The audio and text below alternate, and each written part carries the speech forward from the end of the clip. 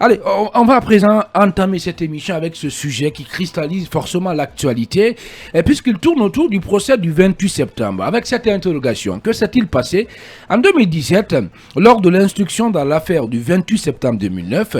Et jusqu'ici, cité en qualité de témoin dans cette procédure, une plainte a pourtant été portée contre le général Sekouba Konaté par certaines victimes. La dite plainte a été déposée auprès du TPI, plutôt auprès du procureur près du TPI de Dixine le 26 septembre 2017 pour l'infraction de responsabilité et de commandement de chefs militaires aux autres supérieurs hiérarchiques. Le tout dans l'affaire du massacre du 28 septembre 2009 et les jours suivants. Et selon un avocat de la partie civile, Maître Hamidou Bari, cette plainte a été purement et simplement retirée de la procédure. Par qui? Pour quel motif? Et si tout va bien, et tour à tour, on va entendre dans un instant Maître Pépé Antoine Lama et Maître Hamidou Bari, mais bien avant, un petit commentaire, des petites explications, Moustapha Viki, sur cette plainte-là. Qu'en est-il réellement? Beaucoup n'en savent rien. De quoi il s'agit? Alors, dans nos recherches hier, voilà, comme vous l'avez rappelé, le réalisateur de L'Ombre nous avait fait comprendre que cette plainte, donc cette affaire avait fait des bisbilles au sein des organisations qui se retrouvent aujourd'hui partie civile dans cette affaire du 28 septembre. Khalil, la plainte proprement dite a été portée par Alpha Oumar Sow, Mamadou Bailoba, Kadiatou Bari, Mamadou Sayo Diallo, Alpha Oumar Bari. Donc ce sont des victimes qui étaient conseillées donc par Maître Hamidou Bari. Mais à la grande surprise générale de tout le monde, vous vous rappelez, Khalil l'a dit cette semaine que la procédure, donc l'instruction a été bouclée en 2017. Donc cette plainte a été introduite le 26 septembre 2017. Et figurez-vous, c'est la FIDH, quelque temps après, donc,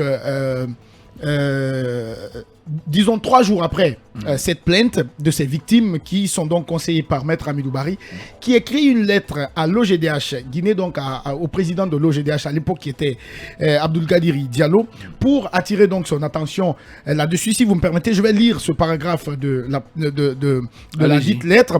Le 26 septembre 2017, alors qu'une mission internationale de la FIDH était présente à Conakry pour célébrer le 8e anniversaire donc du massacre du 28 septembre 2009 et mener le plaidoyer en faveur d'une clôture, il faut insister dessus, immédiate de l'instruction judiciaire et de la tenue d'un procès en 2018, Maître Hamidou Bari et plusieurs autres avocats ont déposé devant le tribunal de Dixine une plainte avec constitution de partie civile à l'encontre du général Sekouba Konaté pour sa responsabilité présumée dans le massacre du 28 septembre 2009. Cette plainte a donné lieu, le lendemain de son dépôt, à un réquisitoire supplétif pris par le procureur de la République. Cette diligence unique dans les annales de la justice guinéenne laisse craindre non seulement, Khalil, écoutez bien, non seulement une entente préalable entre les parties prenantes, mais également que l'objectif de ce dépôt de plainte n'ait pour conséquence la prolongation de l'instruction judiciaire et mette en danger la tenue de ce procès. Voici la raison qui a été soulevée à l'époque par la FIDH. Et plus loin, l'OGDH réagit, donc, et l'affaire crée des bisbilles entre Maître Hamidou Bari et l'OGDH ici en Guinée. Et les victimes, donc, l'AVIPA aussi a réagi par courrier, donc, dont nous détenons copie. Donc, l'AVIPA aussi, au nom des victimes, parents et amis du 28 septembre, l'AVIPA que Madame Asmaou représente, donc, informe que a décidé, donc, et en raison des divergences récurrentes quant à la défense de la représentation des intérêts de l'AVIPA et des victimes de l'association, de dessaisir Maître Hamidou Bari dans la procédure voilà, qui visait Sekouba Konaté. Alors, la grosse question que certains se sont posées, c'est pourquoi, à l'époque, cette plainte, parce que jusqu'en 2017, jusque maintenant, Sekouba était cité en qualité de témoin.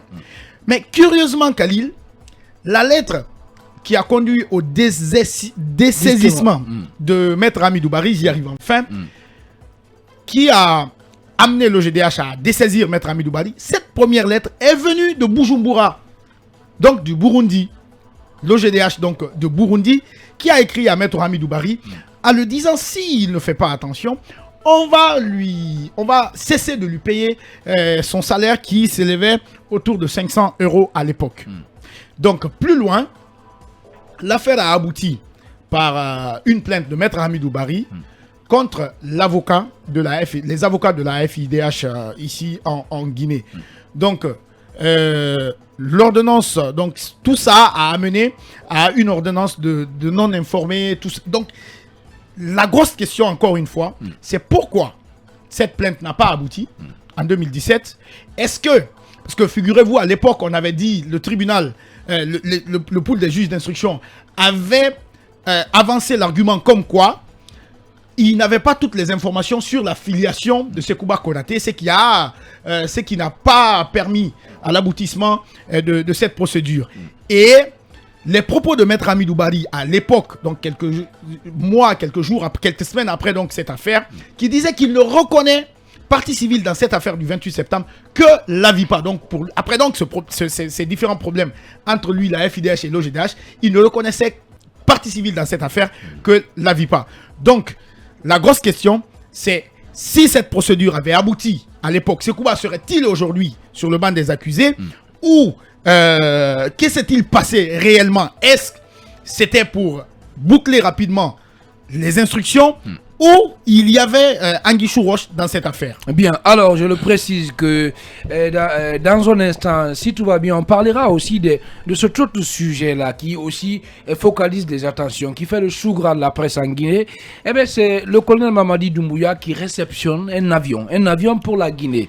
Oui, voilà, ça focalise, ça suscite beaucoup de réactions, notamment sur les réseaux sociaux. Et puis, on parlera aussi de ce coup d'État déjoué en Guinée, avec cette interrogation, plutôt en Gambie. Attention, merci.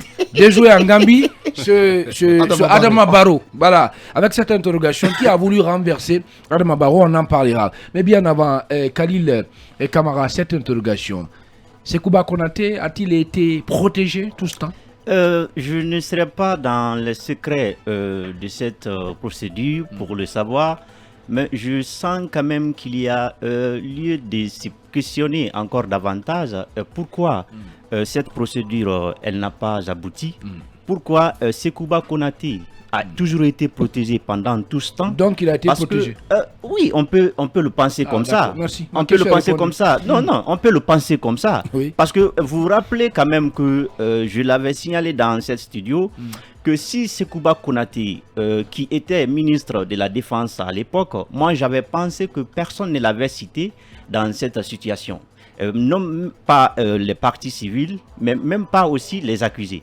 Mais à partir du moment où Dadis est passé devant le tribunal et a cité Sekouba Konaté, et si on peut dire a posé des accusations sur Sekouba Konaté, à partir de là, il était important que Sekouba Konaté soit, n'est-ce pas, apparaisse devant le tribunal.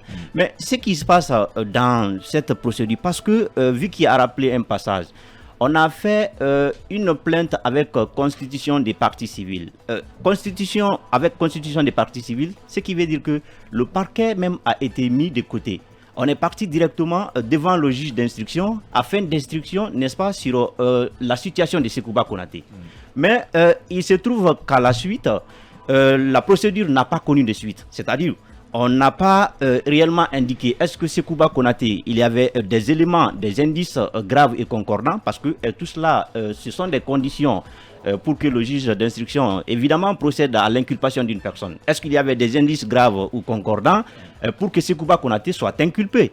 Il faut se poser la question là. Et s'il y en avait, ou bien c'était juste un simple refus d'informer. Parce que le refus aussi d'informer, je pense que ça aussi va être très grave pour cette procédure-là. Mais je le dis encore une fois, cette procédure-là, je sens qu'il y a beaucoup de non-dits. Il y a beaucoup de non-dits. C'est pourquoi il faut... C'est-à-dire que Dadis aujourd'hui, vous savez, c'est vrai, au début de son procès, il a parlé pêle-mêle. Mais si vous remarquez, il a dit beaucoup de choses essentielles vous pouvez tirer de l'essentiel dans ce qu'il a dit, dans ses déclarations. Donc, quand il parle de complot, quand il parle de la responsabilité de Sekouba Konaté, mais c'était quand même surprenant que Sekouba Konaté, étant ministre de la Défense à l'époque, soit écarté de cette procédure. Parce que je l'ai signalé dans ce studio, on peut peut-être dire qu'il n'y a pas de complicité, mais il y a la responsabilité hiérarchique qui peut forcément s'étendre à Sekouba Konaté, qui pourrait pousser réellement le tribunal à inviter Sekouba Konaté pour s'expliquer. Mais on ne l'a pas fait. Cela même était dans la plainte de ces victimes. Voilà, mais on ne l'a pas fait et jusqu'à ce jour. Et puis on parle des témoins. Témoins, c'est quelqu'un qui n'est pas concerné dans le dossier, contre qui il n'y a pas d'indice concordant pour réellement procéder à son inculpation. Donc, mais Sekouba Konaté aujourd'hui est considéré doit comparaître à titre, en tout cas, disons à titre d'accusé, pas à titre de témoin. Pas à titre de témoin. À partir du moment où il y a des accusations qui pèsent sur lui, on ne peut plus parler de témoin. Mais il estime qu'il n'était pas là le jour de c'est quand même massacre. paradoxal. Vous pouvez ne pas être là sur les lieux de la commission des infractions. Mais vous pouvez donner des instructions pour les commettre. Bien. Vous pouvez également apporter votre aide, votre soutien à la commission. Donc, ce n'est pas parce qu'il n'était pas là, mais quelle a été sa responsabilité? Et en tant que ministre de la Défense, c'est important de le signaler. Qu'est-ce qu'il a fait pour évidemment empêcher la commission de l'infraction? Parce que, est-ce que ministre de la Défense, est-ce qu'il n'avait pas d'autorité? Il avait l'autorité. Est-ce que ceux qui ont commis l'infraction n'étaient pas sous son autorité, n'étaient pas sous son contrôle? Tout cela va amener forcément le tribunal à amener Sekouba Konaté à s'expliquer. Et c'est pourquoi maintenant nous avons vu qu'il y a une commission rogatoire qui le vise, parce que cette commission rogatoire, il faut l'accompagner, il faut qu'elle aboutisse.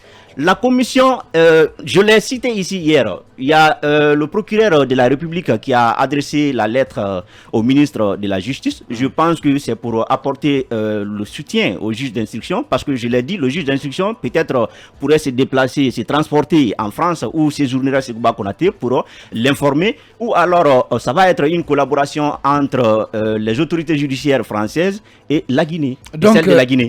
Ali Badara Condé, est-ce que vous pensez qu'au finish, c'est possible de voir Sekouba Konaté à la barre? Oui, mais il le faut. Il le faut. Hein. En fait, un spécialiste, quand on prend un peu les codes, le code pénal, on sait déjà, quand on fouille un tout petit peu, avec cette notion de commission rogatoire, déjà un juge d'instruction qui cède ou qui donne une partie de son pouvoir à un OPJ pour exercer quelque chose, on dit alors, depuis le début du procès, moi je te rappelle que je suis dans la salle. Depuis que le procès a commencé, aucun accusé n'a passé qui n'a pas cité Sekouba Konaté. Cité soit en le défendant, cité soit en l'accusant. Quand on prend les grands points des accusés, on prend par exemple Toumba. Toumba a toujours défendu Sekouba Konaté dans tout ce qu'il a dit. Lorsqu'on prend Dadis, il a toujours accusé Sekouba Konaté. Donc moi je me dis, il est important, il y a de ces personnalités aujourd'hui du CNDD qui sont tenus obligés de venir pour que on ait un sens à ce que nous sommes en train de vivre aujourd'hui. Sekouba Konaté, sa venue, moi je pense que c'est une obligation, est un passage obligé, est une nécessité mon frère, il le faut. Khalil, si Sekouba ne vient pas, moi je me dis que c'est comme si on coupe un habit, on coupe une manche, habit sans manche. Donc Sekouba Konaté, il faut qu'il soit là, il faut qu'il nous dise ce qu'il a su de ça, parce que regardez, quand on prend tout ce qui s'est passé sur les médias, et Dadis, la première colère de Dadis dans la salle, je vous rappelle, la toute première fois, parce qu'on a fait 2 premiers jours, il n'y avait pas eu de... Les accusés n'étaient pas là. Alors lorsqu'on a dit, alors on renvoie l'affaire après 10 jours, Dadis, il a explosé de colère. Il dit, mais pourquoi? Il a continué à parler sur les médias. Il a continué à parler. Et moi, j'ai dit qu'on vienne. Mais pourquoi lui n'est pas là? Alors, moi, j'ai tout de suite compris là. Dadis a dit devant tout le monde, moi j'ai tout de suite compris que Sekouba avait beaucoup de choses à dire. Et regardez tout récemment pour finir, quand on pose des questions à Dadis, il dit, lorsque Sekouba sera là, on va se dire la vérité. Donc moi je me dis qu'il est opportun. Il faut que Sekouba soit là, Khalil, pour qu'il nous dise ce qui s'est réellement passé, pour qu'on puisse finalement voir la vérité.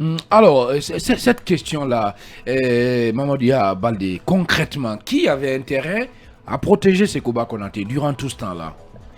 peut-être ce sont les personnes qui ont des choses à se reprocher. Ce sont ces personnes-là qui ont intérêt à protéger le général Sékouba Konaté. Mais ce n'est pas à moi d'établir ces personnes-là. Bien sûr. Là, je ne suis pas un juge. D'accord. Mais je voudrais quand même signaler, Khalil, que lorsque, en tout cas dans la présentation que Moustapha vient de nous faire, qu'on n'avait pas suffisamment d'informations sur l'affiliation du général Sékouba Konaté, je pense que mais ça donne envie de... C'est une insulte. Ça donne envie de pouffer. C'est une insulte. C'est vraiment assez léger comme argument. Je trouve quand même que ce n'est pas sérieux. Alors, l'autre chose qu'il faudrait souligner, je pense que dans les accords de Ouaga, c'est dommage que ces accords aujourd'hui, on ignore les contenus de ces accords. Parce que nous avons vu, après les accords de Ouaga, comment le général Sékouba Konaté a été investi presque de plein pouvoir et la célérité avec laquelle il est venu organiser les élections dans notre pays. Est-ce que dans les dispositions de ces accords de Ouaga, il n'était pas dit, dans les clauses, je voulais dire, alors il n'était pas dit que s'il arrivait à organiser l'élection présidentielle, la transition dans les délais en tout cas qui étaient impartis, est-ce qu'il n'allait pas s'inquiéter par rapport en tout cas à ce cas du 28 septembre? On ne sait pas, ce sont des hypothèses aujourd'hui qu'on peut se poser parce qu'on n'a pas en tout cas connaissance du contenu de ces accords de Ouaga. C'est extrêmement important. Alors, je termine sur un point, comme nous avons... Allez-y.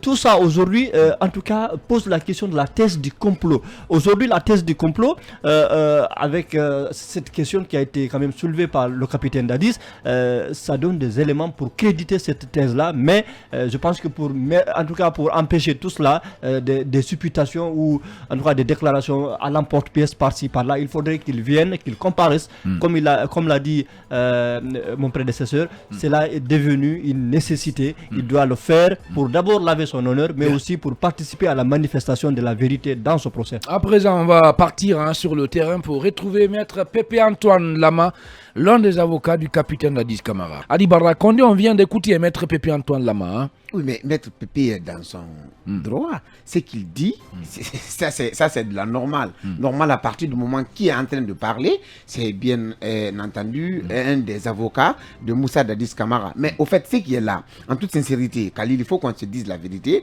Il y a de ces choses qu'on va vouloir peut-être cacher dans cette situation, mais finalement, les faits seront obligés de nous aider à les voir.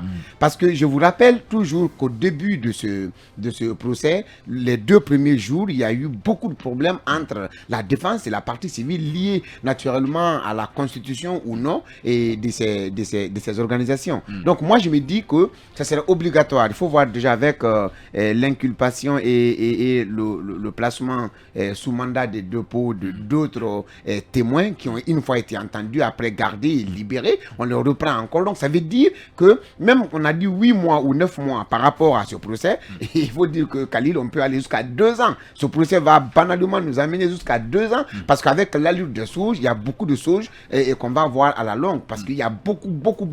Quand Moussa Dadis nous montre une autre clé, hier, avant-hier encore, il dit carrément que j'ai beaucoup de choses sur cette clé et qu'il dénote qu'il y a complot. Et puis quand il nous dit déjà que lui, il sait réellement que Sékouba Konaté a fait beaucoup de choses, quand il dit qu'il a eu 300 de chez lui à Sana, lorsqu'il dit que Toumba même dit que j'ai eu 16 personnes dans le quota lié à Kalia. Donc moi je me dis qu'il y a beaucoup de choses déjà Khalil, beaucoup de choses à dire, beaucoup de choses à savoir, mais qui méritent d'être dites pour que nous puissions voir au clair cette situation. Ali Badra Condé est manager général, journaliste, c'est important d'insister là-dessus, et manager général du groupe Dabo Média.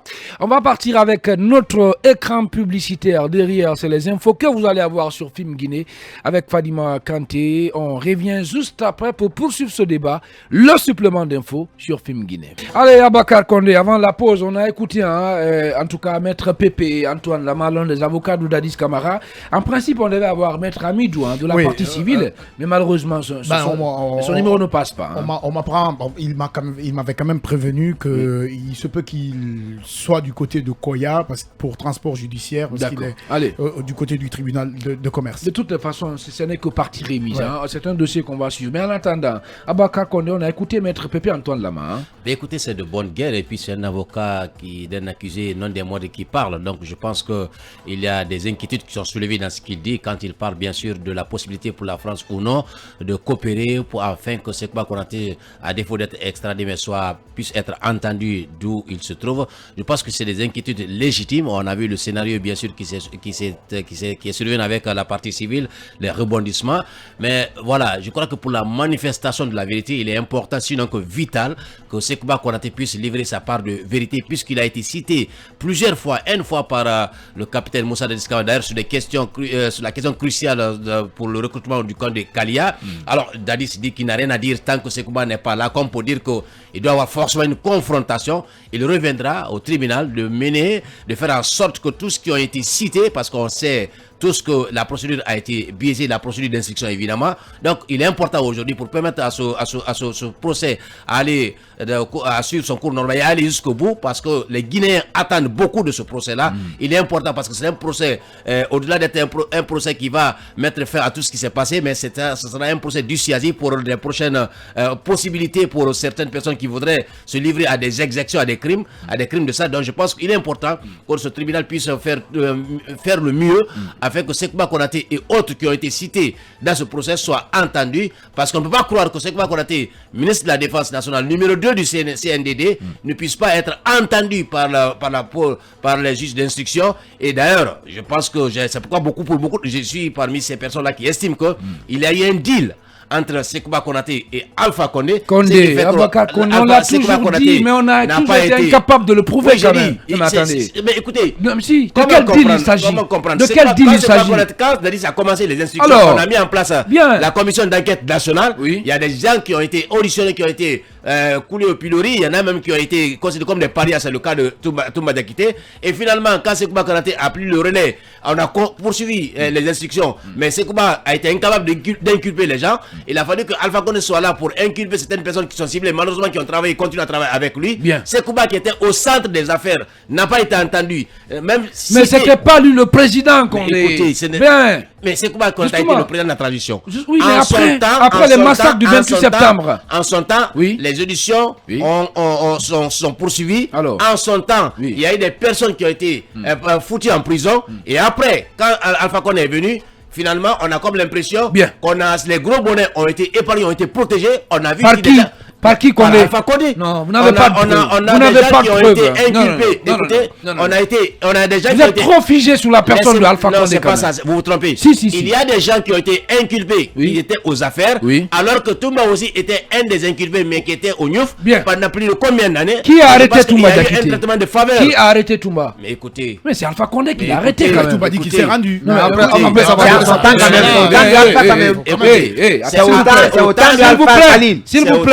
S'il vous plaît, on va s'écouter. On va pas faire de TikTok dans ce studio-là. Hein?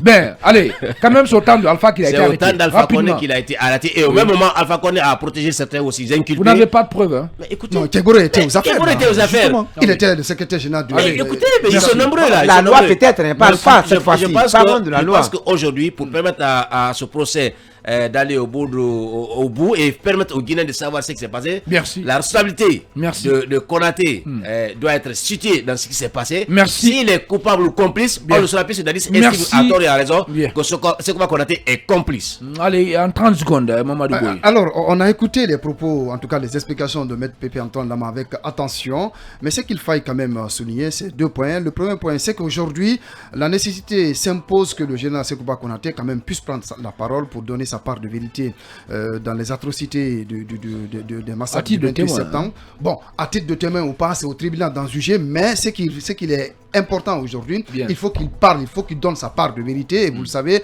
en tout cas, on ne cesse de le réclamer au niveau de ce tribunal. De l'autre côté, quand Dadis, par exemple, dit que au niveau du recrutement du camp de Kalia, puisqu'on accuse en tout cas les éléments de ce camp d'être à l'origine des massacres du 28 septembre, je pense qu'à l'époque des faits, quand on est ministre de la Défense, on ne peut pas procéder à un recrutement sans avoir l'aval du président de la transition et vice-versa. quand on est président de la transition, le ministère de la Défense ne peut pas faire un recrutement de soldats pour incorporer dans l'armée guinéenne sans que le ministre, en tout cas sans que les deux personnalités ne se concertent et partent vers une idée consensuelle. Donc il y a lieu quand même d'entendre le général Sekouba Konaté par rapport à ce recrutement. Il y a tout à l'heure à soulever un point qui me semble très important, c'est quand même les fameux accords de Ouagadougou. Je pense que là, c'est comme si ces accords donnaient... C'est comme si ces accords-là donnaient en quelque sorte une sorte d'immunité aujourd'hui au général Sekouba Konaté. Puisque, on ne cesse de le dire, il a quand même une part de responsabilité dans ce qui s'est passé, puisqu'il était aux affaires, il gérait le pays à l'époque avec le capitaine Moussa Dadi Kamara. Donc que les partis civils, la FIDH, le GDH et la VIPA, en tout cas, s'entre-déchirent par rapport à une éventuelle comparution de Sekouba Konaté. Je ne peux pas comprendre cela, mais il faisait partie quand même des éléments qui ont gouverné le pays avec Moussa Dadi Kamara. Il est important qu'il vive sa part de vérité. Si c'est maintenant que vous nous rejoignez, je rappelle que vous êtes à l'écoute de Film Guinée, la radio de commune renommée.